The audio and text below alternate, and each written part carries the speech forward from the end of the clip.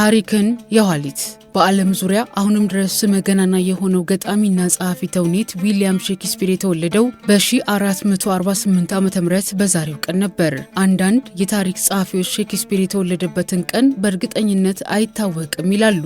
ግን የጥምቀት ስነ ስርዓት የተፈጸመበትንና የጋብቻ ታሪኩ ተመዝግቦ በመገኘቱ እድሜውን ማስላት ችለዋል። በእንግሊዝ ስታርትፎርድ የተወለደው ሼክስፒር 38 ተውኔቶችን እንደጻፈ ታውቋል። ግን ከነዚህ ውስጥ ለመድረክ የበቁት ጥቂቶቹ ናቸው። ሼክስፒር ላቲንና ጥንታዊ ስነ ጽሑፎችን ማንበብ የጀመረው የቋንቋ አገባብ ጥናት ባካሄደበት ስታርትፎርድ ትምህርት ቤት ነው። ግን ዩኒቨርሲቲ ገብቶ አልተማረም። ሼክስፒር ገና በ28 ዓመቱ ሮበርት ግሬን ጀምሮ ሳይጨርሰው በመሞቱ የተቋረጠውን ሄነሪ ስድስተኛ ተውኔት 3ኛ ምዕራፎች ጽፎ አጠናቋል።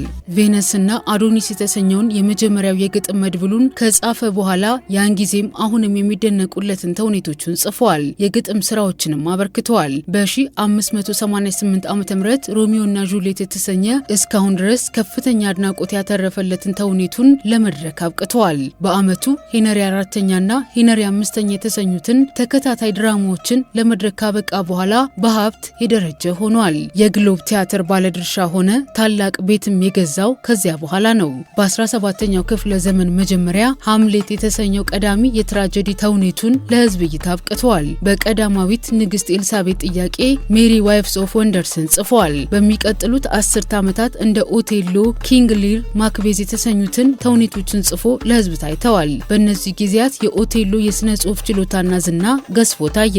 ሼክስፒር የሎርድ ቻምበርሊን ሹማምንት ተርታ ተመድቦ በጸሐፊ ተውኔትነትም በተዋናይነቱም በገጣሚነቱ ማዕረግ ተሰጥቶት በንጉሱ በአደባባይ የተከበረ ሰው በመሆን ታውቋል። የቲያትር ቤቱም በሼክስፒር ምክንያት ከፍ ያለ ገቢና እውቅና አግኝቷል። ጡረታ እስኪወጣ ድረስ ከንጉሱ ሰዎች እንዳንዱ ሆኖ ዘልቋል። ሼክስፒር በጸሐፊ ተውኔትነት ብቻ ሳይሆን በተዋናይነትም እየሰራ ሙያውን አበልጽጎታል። ሼክስፒር በ8 ዓመት የምትበልጠውን ሄዛዊንን በ18 ዓመቱ አግብቶ የ3 ልጆች አባት ሆኗል። የጸሐፊ ተውኔትነቱን ስራ መተዳደሪያ ከማድረጉ በፊት በአስተማሪነትና በወታደርነትም እየተዘዋወሩ ድራማ ለሚሰሩ ቡድኖችም አባል ሆኖ ቆይቷል። ሼክስፒር የሞተው በተወለደበት ቀን ሚያዝያ 15 በ1508 ዓ.ም በ52 ዓመቱ በመኖሪያው ስታርትፎርድ አረፈ።